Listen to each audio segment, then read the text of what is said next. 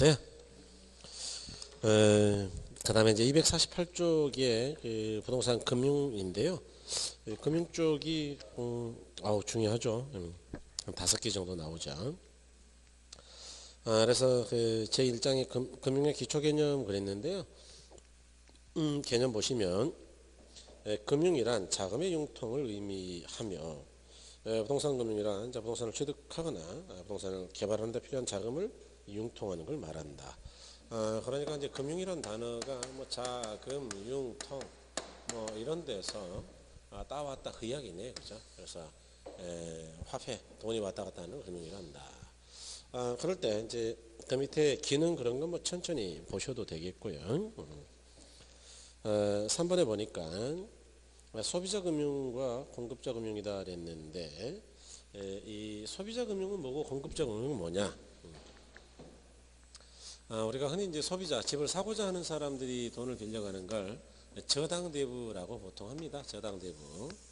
그다음에 이제 건축업자들이 돈을 빌려가는 것, 그런 걸 건축대부라고 하죠. 그래서 소비자 금융 그러면 대표적인 게 저당대부이고요. 공급자 금융이다 그러면 대표적인 게 건축대부예요. 그래서 이렇게 둘을 나눠서 비교할 수 있는데 일반적으로는 이제 어떻게 비교하느냐? 대출 기간이 뭐 기냐 짧냐 이런 거요. 그다음에 이자율은 어떻게 되느냐? 그다음에 또 우리가 지급하는 방법은 한 번에 주냐 나눠서 주냐? 그다음에 갚는 것, 상환하는 거는 어떻게 상환하느냐? 그래서 이 대략 4가지 기준으로 우리가 비교를 할 건데 일단 저당대부이다. 이거는 뭐 굉장히 장기죠. 장기. 보통은 뭐 10년, 20년, 30년 굉장히 길어요. 그 다음에 두 번째로 이제 이자는 아주 저리입니다. 그 다음에 지급은 어떻게 하느냐. 요거는 집을 사겠다고 돈을 빌리는 거니까 뭐 1억이건 2억이건 간에 한 번에 줘버려야지. 뭐 10번에 나눠주거나 5번에 나눠주면은 집을 못 사죠. 그 다음에 상환은 어떻게 하느냐. 상환은 보통 한 20년 기간이다. 그럼 20년간 달달이 원금과 이자를 조금씩 단계적으로 갚죠. 그런데 건축대부는 이 저당대부하고 정확하게 반대거든요. 반대. 그러니까 이것도 또 반대이기 때문에 우리가 저당대부만 잘 기억하시면 건축대부는 뭐 크게 문제가 없어 보여요. 예를 들어서 장기의 반대가 뭐냐 그러면 단기, 그 다음에 저리의 반대가 뭐냐 그러면 고리, 그 다음에 일시의 반대가 뭐냐 그러면은 단계적인 지급. 건축대부는 워낙 위험하거든요. 그래서 공사의 진행 정도, 진척도를 봐가면서 단계적으로 지급하고요. 상환은 어떻게 하느냐? 이거는 완공과 동시에 일시 상환이에요. 그래서 이렇게 상환이 이루어진다. 그럴 때 이제 조금 추가 설명을 드려보면 여기 아까 저당대부는 이자가 절이라 그랬죠. 보통은 서민대출이라 절이고요. 건축대부는 이자가 골이다. 왜냐? 건축하는 사람들이 돈도 좀 있고 그러는데 굳이 절이로 해줄 일은 아니기 때문이다. 이제 이렇게 생각하시면 되죠. 그 다음에 요거는 아까 이제 반대라는 이야기는 드렸는데 설명은 안 드렸죠. 그죠? 뭐 설명해 보면 건축기간이라는 거는 뭐 2, 3년이니까 20년, 30년보다는 단기죠. 그 다음에 아까 뭐 돈 좀 있다 그랬고요. 그 다음에 여기는 워낙 건축이 위험하기 때문에 공사의 진행 정도를 보고 30% 됐다 그러면 30% 내보내고 70% 됐다 그러면 70% 주고 이렇게 진척도에 따라 주죠. 그 다음에 상환은 워낙 위험하니까 이제 완공되면 즉시 그냥 받는 거예요. 그래서 예컨대 이 토지 위에 건물을 지어가지고 완공됐다. 그럼 이제 분양을 하겠죠. 그러면 이제 분양 수익금에서 건축대부를 먼저 얼른 갚고 나머지는 이제 건축주가 가져가죠. 그런데 분양이 안 되면 어쩔 거냐라는 생각도 해봐야 되는데 통상적으로 분양이 안 됐을 때는 건축대부는 어떻게 갚으란 말이냐. 못 팔아먹었는데 일단은 뭐 전세자금을 가지고 갚는 경우도 있어요. 요즘 뭐 전세가 가격이 한 뭐 70%까지 뭐 70, 80%까지 가니까 그죠? 예. 아니면 어떻게 하느냐? 여기 토지가 이제 완공이 됐다는 이야기는 이제 분양을 한다는 이야기는 토지하고 건물이 완공됐다는 이야기죠. 다시 말해서 우리가 건축 대부를 받을 때만 하더라도 요거 돈 빌릴 때만 하더라도 위에 건물이 없었으니까 땅만 담보로 돈을 빌려준 거예요. 토지 담보. 그런데 건물이 완공됐고 준공검사 받았고 그래서 보존 등기가 나왔다. 그러면 이제는 건물도 담보 설정할 수 있잖아요. 그래서 완공되면은 토지 건물을 담보로 은행에서 뭘 빌려주느냐? 저당 대출을 해줘요. 예컨대 건축자금 20억 그러면 20억을 저당 대출 해준다 이거죠. 그래가지고 이 대출금을 이 사람 주는 게 아니고 지가 가져가죠. 그래서 건축 대부를 상환합니다. 그러니까 뭔 말이냐면 담보가 토지밖에 없었으니까 불완전한 담보잖아요. 그러니까 완벽한 담보로 바꾸면서 앞으로 30년간 나눠서 갚을래? 이렇게 시간도 좀 주고 그러면서 건축 대부는 빨리 챙겨버려요. 워낙 위험하니까. 그래서 이런 거를 일시적 저당을 영구 저당으로 바꾼다라고 이야기하는데 그래서 그렇게 가죠. 그 다음에 이제 이자에 대한 이야기를 조금 더 할 수밖에 없는데 아까는 이제 조금 우리가 뭐 못 사니까 잘 사니까 이렇게 편하게 이야기했는데 뭐 그것도 옳은 이야기지만 조금 더 이론적인 거는 이거죠. 우리가 이제 저번 주에 위험과 수익은 비례합니다라는 거를 공부한 적이 있어요. 위험과 수익의 비례 관계. 즉 부담하는 위험이 크면 클수록 요구하는 수익이 커진다 그런 이야기인데 은행이 돈을 대출하고 부담하는 위험이 뭐냐?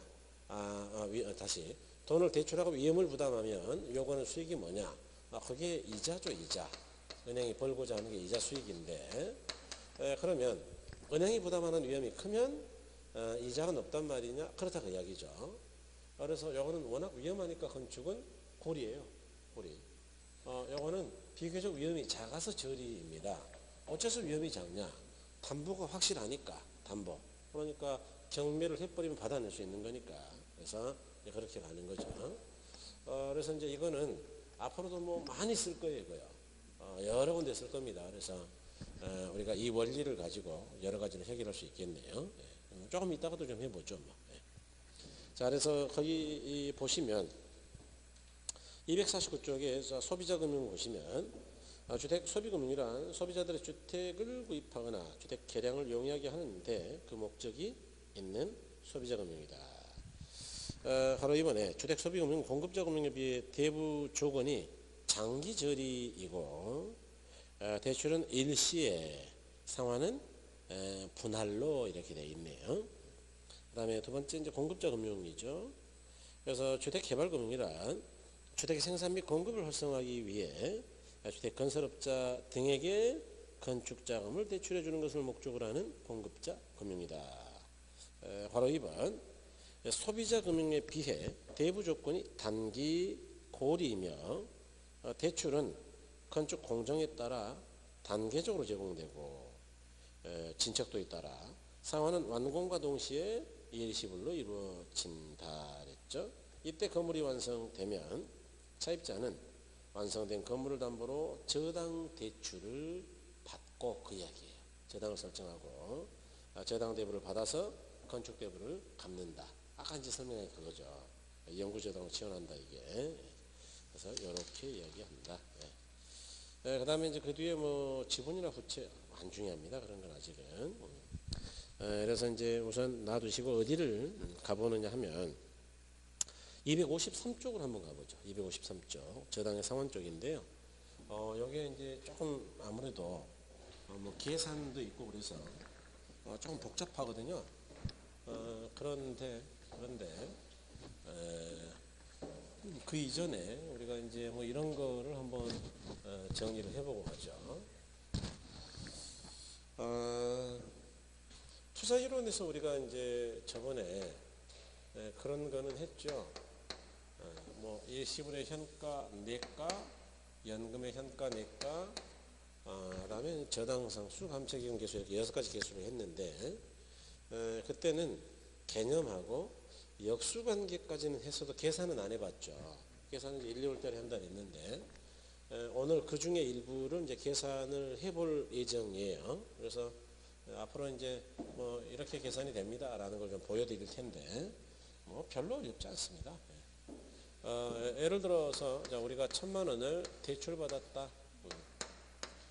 그럴 때 조건이 대출 기간은 10년이고 10년 이자율은 10%라고 보자.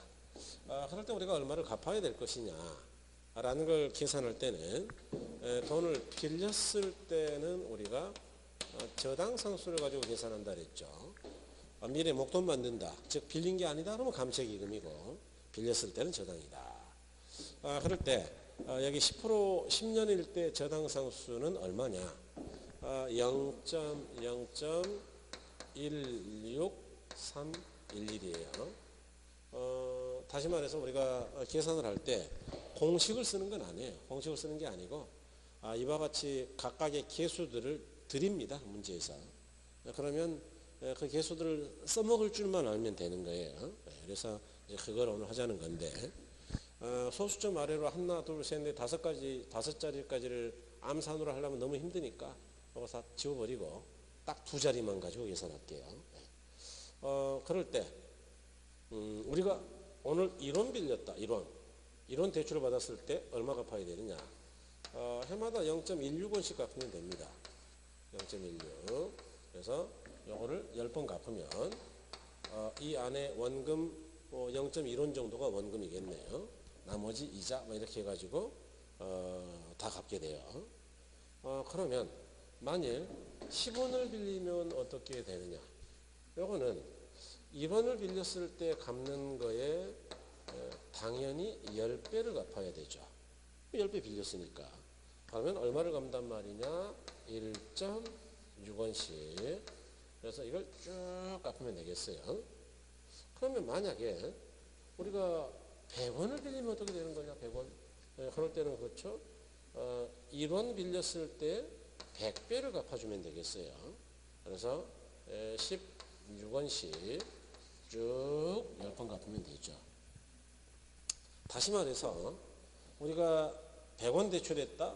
그럴 때 얼마를 갚아야 될까요? 이런 게 궁금할 때는 100원에다가 저당 상수를 곱하면 된다 그 얘기예요. 계산 방법이라는 게. 그러면 1,000 빌렸을 때 1,000만 원 빌렸을 때 어떻게 하느냐? 1,000만 원 곱하기 저당 상수하면 되는 겁니다. 그래서 결국 1,000 곱하기 0.16이 되는데 그러면 해마다 얼마씩 갚는 게 되냐? 160만 원을 갚는 게 되죠. 160. 그래서 이제 이렇게 160 갚으면 이 안에 원금하고 이자가 있다. 그래서 이걸 우리가 저번 주에는 원금과 룰이자가 있다 그래서 원리금이라 그랬고 맨날 보니까 160을 똑같더라. 그런 걸 월리금 균등 상환 방식이다라고 이야기하죠. 그래서 이제 오늘은 이제 이런 것들을 볼 거예요. 그럴 때 이 160 안에는 이제 원금과 이자가 있는데요. 그거는 이따 또 생각해 보기로 하고 요거를 조금 대출 조건을 다듬으면서 몇 가지 이야기를 좀 더 해볼게요. 소위 과거에 많이 쓰이던 고정이자하고 오늘날 많이 쓰이는 변동이자가 어떻게 다르냐라는 것을 정리를 좀 해보겠는데요. 이 고정이자라는 거는 은행 입장에서는 대출자 입장에서는 대단히 불리한 상품이에요.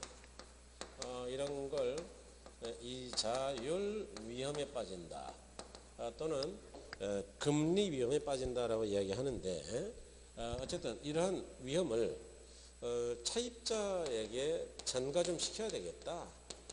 미뤄야 되겠다. 그래서 만들어낸 방법이 뭐냐 그러면 그게 바로 변동이자율 제도인데요. 뭔 말이냐? 예컨대 여기에 이제 국민은행에서 빌렸다라고 가정합니다. 국민은행이다. 요거는 1,000만 원 빌린 거고 기간은 10년이라 그랬죠. 10%.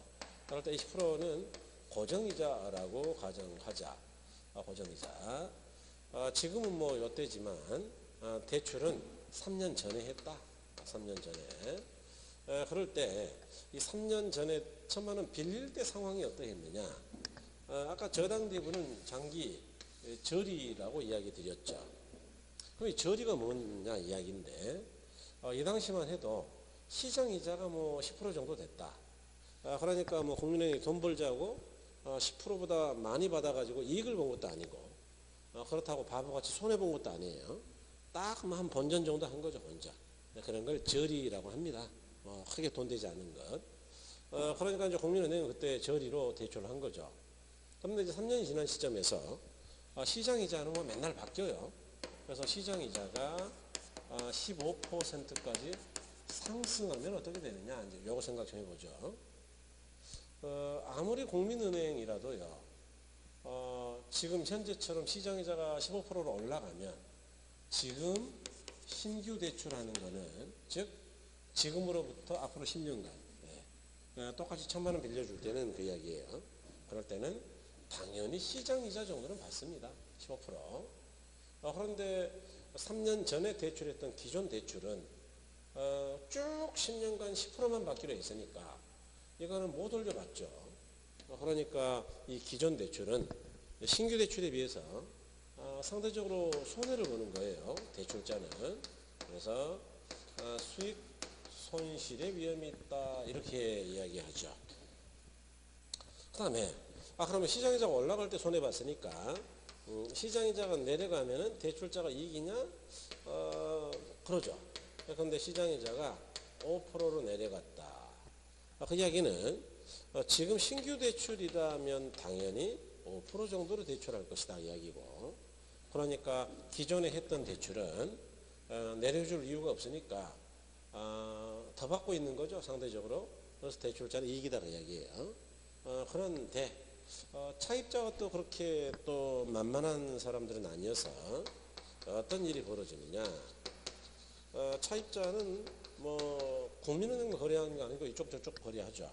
그래서 농협 들려봤더니 농협에서 그런 이야기를 하더라. 혹시라도 대출 받은 거 있으면 이자가 비쌀 텐데 요즘 이자 싸졌으니까 싸게 빌려줄 테니 빌려서 갖다 줘버려라. 빌려서 갚아라 그 이야기예요. 차환. 그러니까 이제 갈아타라는 이야기입니다. 다시 말해서 무슨 말이냐 그러면은 똑같은 집을 담보로 다시 빌려라. 다시 제6자 또는 재금융. 그래서 다시 빌려서 갚아버리세요 그 이야기죠. 그러니까 국민은행 입장에서는요, 이게 이제 만기까지 계속 거래가 되는 게 아니고 3년 만에 끝나는 거죠. 그래서 이런 걸 조기 상환이라고 이야기하고, 다시 말해서 중간에 끝났잖아요, 그죠? 그래서 이런 걸 중도 상환이라고 이야기한다 그런 이야기예요. 그러니까 뭔 말이냐? 이 고정이자라는 게 시장이자가 올라갈 때는 못 올려받으니까 손해를 보고요. 내려갈 때는 안 내려주니까 갈아타더라 그 이야기예요. 그러니까 뭔 말이냐? 시장이자 올라갈 때는 뭐 올려받지도 못하고 손해봤더니 내려가니까 차입자도 옛날에 대출자 고생하셨죠? 나도 그냥 10% 쭉 낼게요. 이런 게 아니고 바로 갈아타더라 그 이야기예요.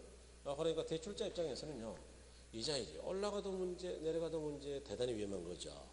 그래서 고정이자보다 변동이자로 간다면 차입자에게 위험이 증가된다 그 이야기인데 그런가 보죠. 그런데 우리가 이게 변동이자였다면 어떻게 되느냐? 시장이자 올라갈 때는 올려서 받으면 됩니다. 그러면 손해 그런 거 없죠. 더 받았으니까. 그러면 차입자는 어떻게 되냐? 이자가 비싸졌으니까 160보다는 더 내야죠. 그래서 위험을 차입자가 부담하는 거 맞아요. 그럼 시장이자가 내려가면 어떻게 되느냐? 내려줘버리면 됩니다. 내려주면 차입자가 뭐 하려고 빌려서 갚겠냐? 빌리게 되면은 여기 농협에서는 대출 관련 수수료 비용이 들어가고, 그 다음에 또 중도 상환하게 되면 국민은행은 위약금 달라고 날리고, 그러니까 이쪽 저쪽 비용 깨지죠. 그래서 차입자가 골치 아파진다 이야기예요. 이처럼 고정이자에서 변동이자로 간다면 대출자의 위험을 차입자에게 미룰 수가 있다 그런 이야기죠. 그래서 이 부분은요, 이게 바뀌면 안 돼요. 일단 그 자체를 시험에 잘 내니까 시장이자가 올라갈 때 조기 상환 그러면 안 된다 그냥 수익 손실이지. 그래서 이와 같이 기억을 잘 하고 계셔야 된다 그 이야기죠. 그래서 일단 여기까지 한번 보죠. 어디를 먼저 가보시냐 하면 여러분 그 맨 뒤쪽에 한번 가보죠. 저 256쪽 한번 가보죠. 256쪽에 보시면 중간에 제2절에 고정금리와 변동금리라고 되어 있는데 고정금리 저당대부 방법 그랬죠. 자, 1번 저당 기간 동안 고정된 이자율을 적용하는 저당대부이다. 그러니까 쭉 고정되어 있다고 이야기죠. 자, 가로 2번 이 방법의 경우 인플레이션 등에 의해 시장금리가 상승하는 경우에는 대출기관의 수익성이 악화된다. 수익손실. 3번 반면에 시장금리가 하락하는 경우에는 차입자가 불리할 것이다. 그러나 이 경우에도 차입자가 조기 상환하려고 하므로 대출기관은 차입자의 조기 상환 위험에 노출된다는 문제점이 있다. 즉 금리 변동 위험을 대출자가 부담하게 된다. 이자율 위험을 대출자가 부담한다는 이야기죠.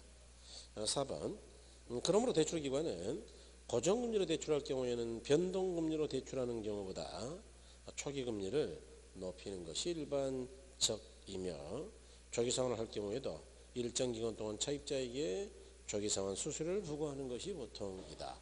금리가 높다는 게 뭐냐? 자, 여기요. 그냥 외우는 게 아니고 아까 우리가 위험과 수익의 비례관계를 이야기했거든요. 그러면 고정금리는 어떻게 되느냐? 대출자가 위험을 너무나 많이 부담하고 있죠.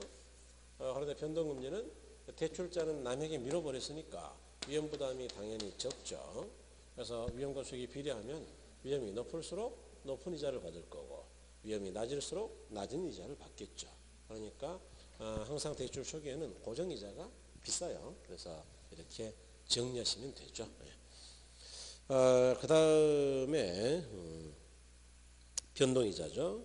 페이지 보시면 괄호를 보내 변동이자율 저당대부 방법은 이자율 변동 위험의 전부 혹은 일부를 대출자로부터 차입자에게 전가시키기 위해 고안된 융자 방법으로 사전에 약정한 방법으로 일정 기간마다 대출금리를 조정하는 방식이다. 이는 종래 고정이자 저당대부 방법에서 이자율 변동 위험을 전적으로 대출자가 부담하는 약점을 보완해서 차입자에게 전가하려고 만든 거다 그 이야기죠. 그래서 이렇게 보시면 되겠네요. 그죠? 그래서 이제 우리가 고정과 변동이자를 뭐 좀 보셨고요. 그 다음에 이제 그 두 장 앞으로 가셔서 253쪽 보시면 저당의 상환 그래서 이제 원리금균등, 원금균등, 뭐 체증식 이런 것들이 있는데 이런 것들은 이제 우리가 어떻게 정리할 것이냐 뭐 이런 부분이죠. 그래서 이것도 이제 워낙 시험에서는 자주 내고요. 또 하나는 비교할 것들이 너무나 많아요. 그래서 이거를 무작정 외워가지고는 뭐 전혀 대책이 아니죠. 그래서 이제 외우지 않고 맞추는 방법을 강구해야 되는데 조금 어렵죠. 아무래도 그냥 외워버리자라고 이야기하면은 간단한데 외우지 않고 하려고 그러면 이제 우리가 많은 걸 준비해야 되거든요. 예를 들어서 이렇게 원금균등, 원리금균등, 체증식 뭐 이렇게 여러 가지 방법이 있어요. 예를 들어서 원금 균등 상환이다라는 것. 이것도 이제 우리가 은행에 내는 건 원금만 내진 않습니다. 그래서 원금과 이자를 합한 합계액을 은행에 갖다 주는 거죠. 그 다음에 원리금 균등 상환 방식이라는 것도 있죠. 마찬가지로 이것도 원금 이자를 합한 합계액을 은행에 갖다 내는 거죠. 그런가 하면 체증식 상환이라는 것도 있죠. 다른 말로 증식 상환인데 이것도 우리가 은행에 내는 거는 원금과 이자를 합한 합계액을 은행에 내는 거죠. 그래서 이렇게 이제 이 각각의 방법들이 어떻게 상환되느냐라는 걸 보자는 건데요. 일단 뭐 용어 보시면 요거는 원금이 매년 똑같다 그 이야기네요. 요거는 원금과 이자를 더한 합계액이 매년 똑같다 뭐 그런 이야기네요. 그죠? 그 다음에 요거는 차차 증가하는 것, 즉 점점 증가한다는 이야기죠. 그래서 뭐가 점점 증가하겠냐? 당연히 은행에 내는 돈이 점점 증가다 그 이야기죠. 그래서 우리가 은행에 얼마 내느냐? 그게 점점 증가다. 이 세 가지 중에서 가장 오래된 방법이고 가장 많이 쓰이는 건 원리금 균등입니다. 그러니까 우리가 이것들을 비교할 때는 늘 원리금 균등하고 비교를 할 거예요. 그럴 때 아까 우리가 이제 저쪽에서 원리금 균등을 해봤는데 1,000만 원 빌렸을 때 얼마를 갚을 거냐? 그럴 때는 저당 상수를 쓴다 뭐 이렇게 이야기를 했었고요. 저당 상수는 어떻게 되는 거냐? 이거는 아까 0.16이다 그랬죠. 바로 해마다 우리가 갚아야 되는 거는 160만 원이 될 거다. 그럼 이 160만 원 안에는 원금과 이자가 포함되어 있다 그 이야기죠. 그래서 이렇게 10번 갚으면 원금과 이자를 싹 다 갚게 됩니다. 그럴 때 이 원금과 이자를 나눌 때 가장 먼저 우리가 생각해야 되는 게 뭐냐? 항상 기억하셔야 되는데요. 원금은 직접 계산이 안 됩니다. 당연하죠. 왜 그러냐? 우리가 빌린 돈이 1,000만 원이고 이자가 10%라는 조건밖에 몰라요. 알고 있는 조건은. 그 이야기는 뭐냐 하면 이자는 계산할 수 있다. 1,000에 10%니까 100만 원 이렇게 계산할 수 있죠. 원금은 즉시 계산이 안 되고요. 우리가 은행에 160을 냈는데 이 중에 100만 원의 이자라면 남은 60은 뭘 갚은 거냐? 그거는 원금을 갚은 것이다. 이렇게 이자를 알아야 계산이 되는 거죠. 그래서 항상 계산은 이자 먼저이다라는 걸 잊어버리면 안 돼요. 오늘은 특히 이제 그게 중요한데요. 그러면 여기 원금이 60이라는 이야기는 1,000만 원에서 60을 갚았다 그 이야기죠. 그래서 남은 저당 잔액은 940만 원이다 이런 이야기가 되겠네요. 그죠? 그러면 두 번째는 어떻게 되느냐? 이렇게 두 번째는 이제 940에 10%를 이자를 내야 되겠죠. 다시 말해서 1,000에 10%를 낼 일은 없죠. 왜냐? 이미 60은 갚았으니까. 그래서 940. 즉 항상 우리가 이자를 계산할 때는요. 잔액 기준 이자율을 적용하는 거예요. 그래서 94 이렇게. 아니 그럼 아까 첫 번째는 왜 1,000만 원에 10%였냐? 그거는 첫 해는 갚은 게 한 개도 없으니까 잔액이 1,000만 원이거든요. 잔액. 그러니까 늘 잔액 기준 이자 계산이다. 다시 말해서 우리가 기억할 거 두 개밖에 없다. 이자를 기준으로 계산하는 것, 이자를 먼저 계산하는 것, 그 다음에 두 번째 이자는 잔액을 기준으로 계산한다. 이렇게 두 가지면 돼요. 그러면 여기 이제 160에 94가 이자란 이야기죠. 그러면 남은 66만 원은 원금을 갚았다가 이야기고 66을 또 까나가면 874만 원이 되고 세 번째는 874의 10%가 되겠죠. 그래서 87.4인데 앞으로 제가 계산할 때는 뭐 특별한 일이 없으면 소수점 이하는 그냥 버려버리겠습니다. 전달의 편의를 위해서. 그러면 160에서 이걸 뺀 나머지가 뭐냐 그러면 73이죠. 그래서 원금을 73을 또 까나간 거죠. 그럼 여기서 73을 빼면 어떻게 되느냐? 대충 800 근처가 되는 거죠. 그래서 이와 같이 쭉 10년을 계산할 수 있느냐? 있다 그 이야기죠. 그래서 이렇게 이제 생각이 나가면 되겠어요. 자, 그럼 이제 원금 균등이라는 거는 뭐냐? 우리가 1,000만 원을 빌렸죠. 그걸 10년간 균등하게 갚아 나가라 원금을. 그거는 방법이 한 개밖에 없죠. 뭐냐? 1,000만 원 나누기 10을 해가지고 매년 100만 원씩 딱 10번 갚는 거죠. 그래서 1,000만 원을 까나가는 거다 이렇게. 그러면 이 원금 균등에서도 항상 어떤 걸 계산을 해야 되느냐? 먼저 늘 이자 계산이 가장 중요하다. 이자. 이자는 1000에 10%이니까 100이죠. 그러면 이자가 계산되면 뭐가 나오느냐? 이 두 개를 합해가지고 은행에 낼 돈 200이 나온다. 원리금합계. 여기 100만 원 까 나갔으니까 잔액이 900이 되고, 두 번째 이자는 900의 10%죠. 90. 그래서 은행에 190만 원 갖다 주면 되는 거예요. 그죠? 그러면 또 100만 원 까 나갔으니까 잔액은 800이 되고, 세 번째는 800의 10%겠죠. 80만 원. 그래서 180만 원을 은행에 갖다 주면 된다. 이렇게 9번을 갚았다 치자.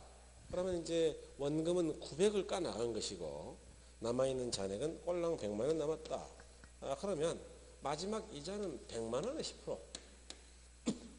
그러면 은행에 얼마 주면 되느냐? 110만 원 주면 되겠죠. 그래서 이와 같이 상환되더라 그 이야기예요. 그래서 이제 우리가 원리금 균등하고 원금 균등을 이제 보셨는데요. 그러면 체증식이라는 것은 어떻게 되느냐? 체증식. 체증식은요. 이 가장 오래된 원리금 균등과 비교했을 때 점점 증가한다 그 이야기죠. 다시 말해서 뭔 말이냐 하면 이렇게 우리가 얘는 항상 160을 갚는데 체증식은 처음에는 이거보다 작죠. 그런데 마지막에 어떻게 해야 되느냐? 마지막에는 160보다는 많이 내야죠. 왜냐하면 만일 처음에도 160보다 작고 마지막에도 160보다 작다면 똑같은 10년 기간으로 1000만 원을 못 갚죠. 그러니까 처음에는 작고 뒤에는 많아야죠. 그래야 체증이 되겠죠. 거꾸로 이따 원금 균등은 체감이라고 그럴 거예요. 처음에는 얘보다 많고 점점 증가요, 감소요, 감소해서. 그래서 뭐 다른 말로 그렇게도 이야기하는데 다시 말해 체증식은 이런 겁니다. 자, 처음에는 80 정도다. 그러면 나중에 두 번째는 이거보다 많게 증가. 세 번째는 이거보다 더 많게 증가. 네 번째는 더 많게 증가. 이렇게 증가하는 거예요. 그래서 쭉 이제 1000만 원 갚을 때까지 증가시키면 되죠. 그럴 때 이것도 이자 계산이 가장 중요하다. 그래서 1000에 10% 이자가 얼마냐? 100이다. 그런데 이제 아주 웃기는 게 뭐냐 하면 이자만 해도 100입니다. 그런데 은행에 달랑 80밖에 안 갖다 준 거예요. 그 이야기는 뭐냐면 이자를 다 못 갚은 거죠. 즉 20만 원은 상환한 게 아니고 거꾸로 못 갚았어요. 그러면 어떻게 되느냐? 잔액이 1000만 원이 아니고 못 갚은 이자까지 1020이 되는 거죠. 이런 걸 우리가 뭐라 그러느냐? 갚아서 잔액을 까나가는 게 아니고 반대로 오히려 늘어나더라. 그래서 거꾸로 갚는다. 그래서 부의 상환이라 그러죠. 부, 마이너스 상환. 물론 시험에서는 당연히 잘 나오죠. 그다음에 두 번째로 아니 그럼 1020에 10%를 이자를 내야 되겠는데 그게 얼마냐? 102만 원이다. 두 번째도 보니까 부의 상환이 있죠. 이자만 102만 원인데 이자도 못 갚은 거예요. 그래서 2만 원만큼은 거꾸로 잔액을 늘리더라. 즉 내후년에는 1022만 원 갚아야 되니까.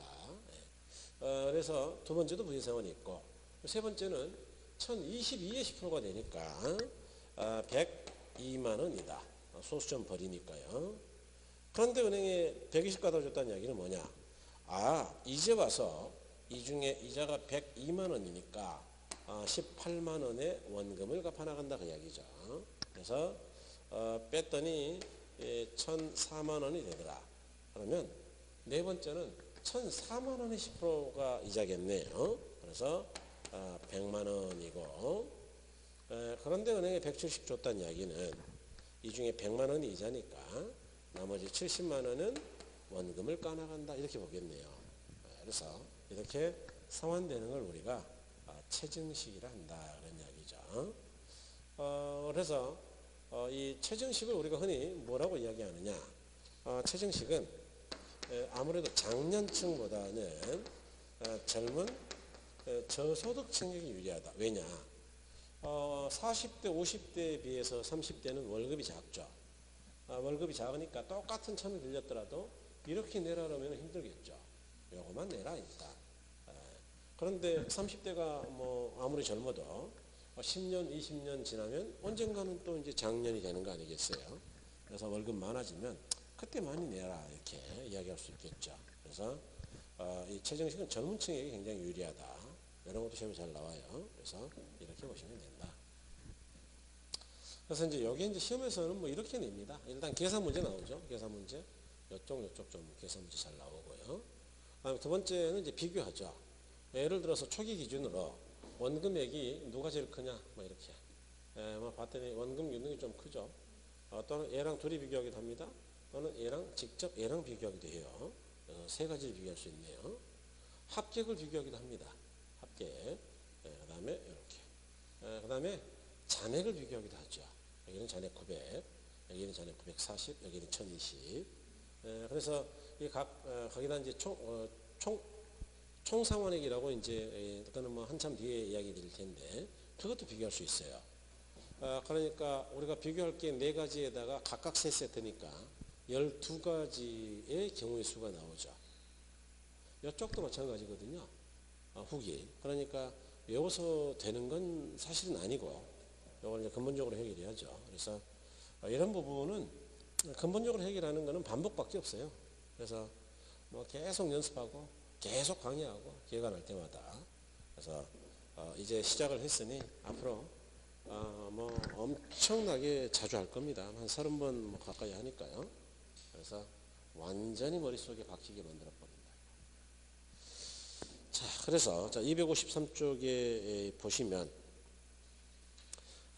월리금 균등 분할 상환이죠. 그래서 다른 말 균등 지불 저당이다 라는데 개념 보니까 월리금 균등 상환 방법은 매기간 원금과 이자의 합계가 균등한 방법이다. 즉 매기간 지불하는 월리금 지불액이 동일하며 만기가 도래하는 때 차입한 원금이 모두 상환되게 하는 방법이다. 그랬죠? 네. 그래서 맨날 160 갚는데 그 안에 원금과 이자가 있다. 가로 2번의 특징인데 첫 번째 보니까 원리금 균등 상환에서 원리금 균등액은 저당 대부액에다 저당 상수로 곱하면 된다. 1000만원 곱하기 0.16이다. 그 이야기죠. 그 다음에 바로 2번에 상환기간 동안 일정하게 지불되는 저당 지불액 중에서 거기 저당 지불액은 원금하고 이자를 더한 합계액이죠.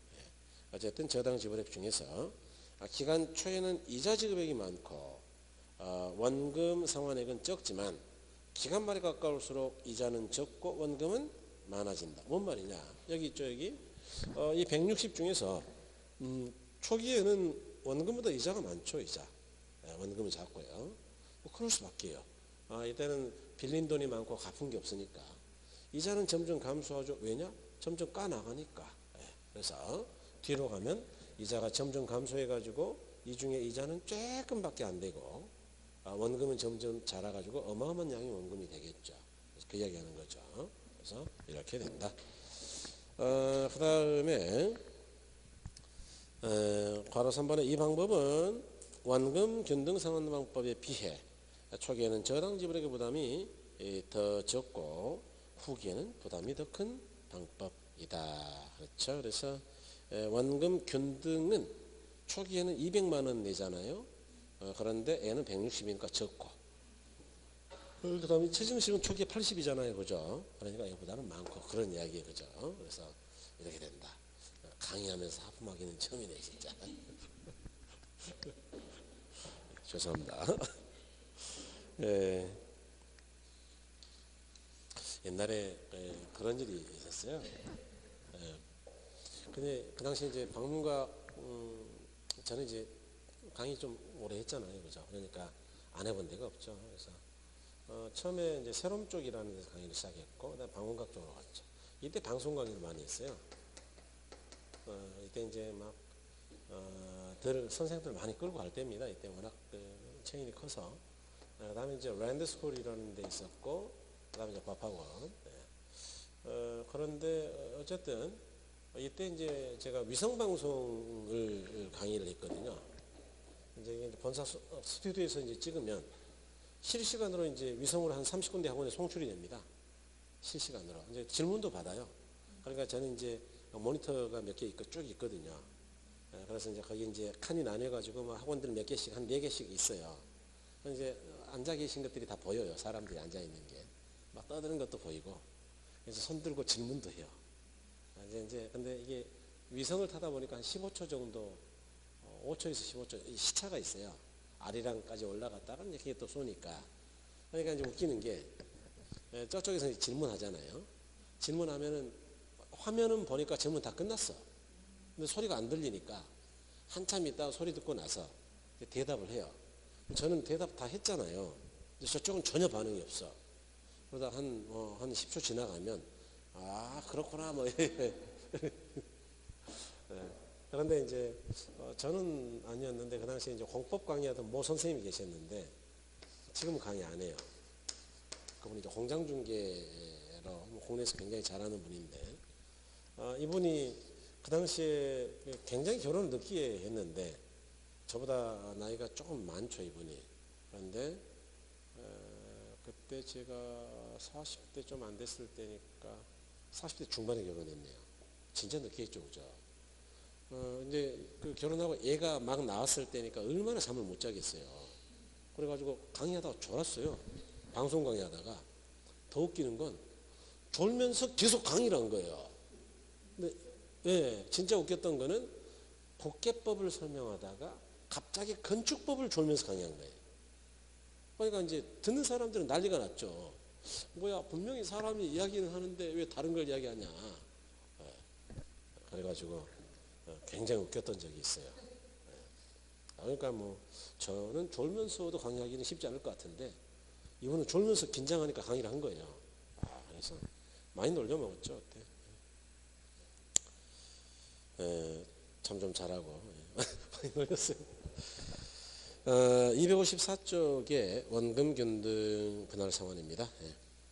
개념 보시면 원금균등 상환 방법은 원금은 저당 원금을 상환 기간 동안 납입 횟수 10년으로 나누어 일정하게 상환하고 그러니까 맨날 100만 원씩 그 이야기죠.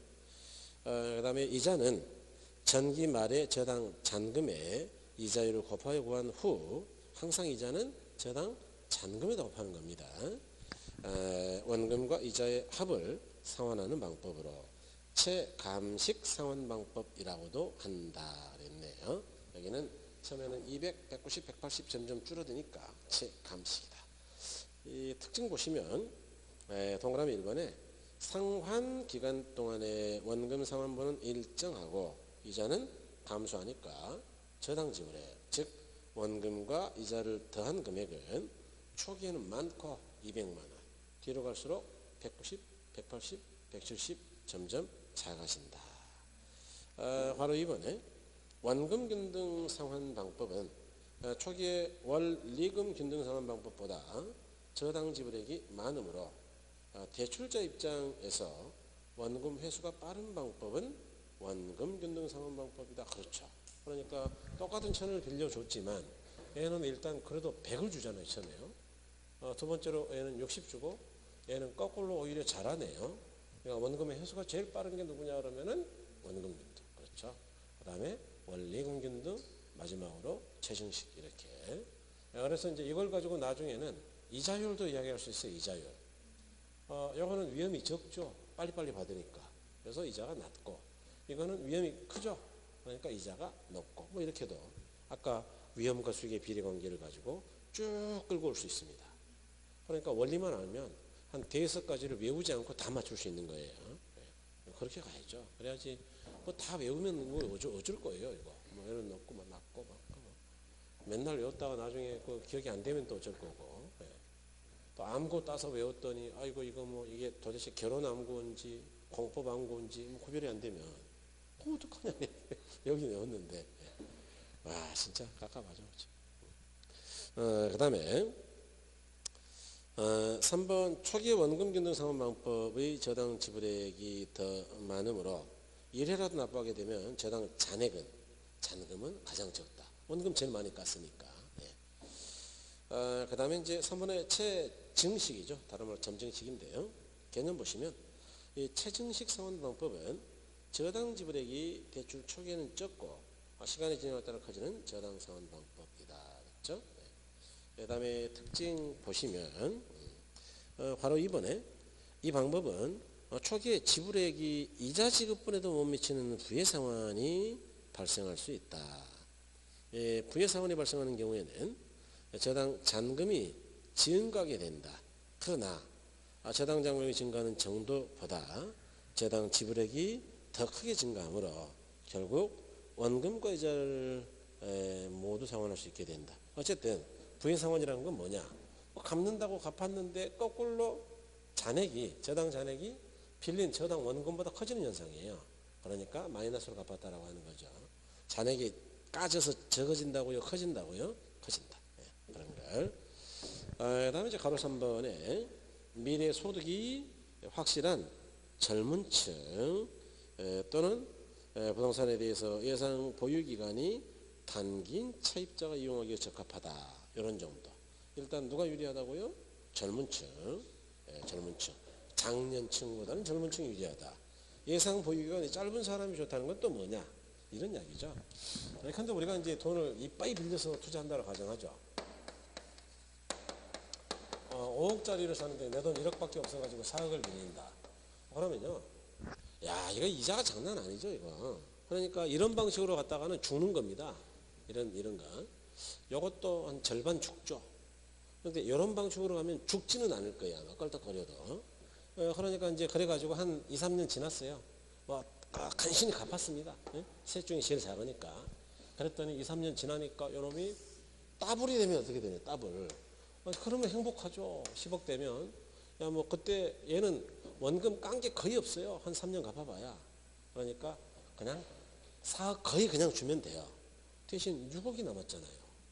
이렇게 보유기간이 짧을 때는 단기 투자를 할 때는 버틸만 해요. 장기가 되면 이건 죽어요. 왜냐하면 뒤로 가면 어마어마하게 내야 되거든요. 얘보다 거꾸로. 그러니까 장기가 되면 이제 뭐 거의 돌아가시는 거죠. 그러니까 이거는 예상 보유기간이 짧을 때 쓰는 거다. 이렇게. 저라면 한 2년짜리 투자한다면 체증식으로 가겠어요. 2년. 그래야지 은행에 대충 얼마 주지도 않고 팔아서 갚아버리면 되니까. 자, 근데 우리나라는 없습니다. 이런 게. 우리나라는 위험 관리가 안 되니까 이런 건 안 해요. 투기에는 있어요. 그래서 이렇게. 그래서 이렇게 보시면 되고, 기타 그런 건 뭐 기타는 기타니까 천천히 해도 되죠. 이런 거. 자, 그래서 이렇게 해서 이제 우리가 금융의 일부를 봤고요. 뒤에 이제 저당 쪽, 저당 MBS 쪽은 안 봤는데, 여러분 오늘 이제 11, 12 입문 과정은 오늘 종강을 여기서 하는 거고요. 그 다음에 1월 달부터는 다시 이제 처음부터 시작할 텐데, 다음 주가 이제 강의가 없으니까 미리 말씀드리면 1월 달, 2월 달부터는 무조건 이제는 뭐 일찍 끝나는 거 없어요. 야간반은 무조건 10시 반까지 날 겁니다. 제가 이제 진도 계획을 미리 드릴 텐데 진도 계획에 맞춰서 하거든요. 그러다 보니까 진도가 조금 버거울 거예요. 그래서 처음부터 거의 끝까지 가는 쪽이니까. 그래서 이제 1, 2월 달부터는 주간반은 무조건 2시, 야간반은 무조건 10시 반에서 40분. 그래서 그렇게 끝나니까 뭐 아예 그렇게 생각하고 오셔야 됩니다. 이제는 뭐 양보 못 하고요, 절대. 행복한 시간은 이제 거의 끝났어요. 그래서 저도 행복했습니다. 그동안에 참 이렇게 조금 일찍 끝난다는 게 꽤 재밌어요. 그래도 참 나만. 여러분 아무튼 연말연시 잘 지내시고 이제 크리스마스 잘 보내시고요. 새해 뵙겠습니다. 수고하셨습니다. 고맙습니다.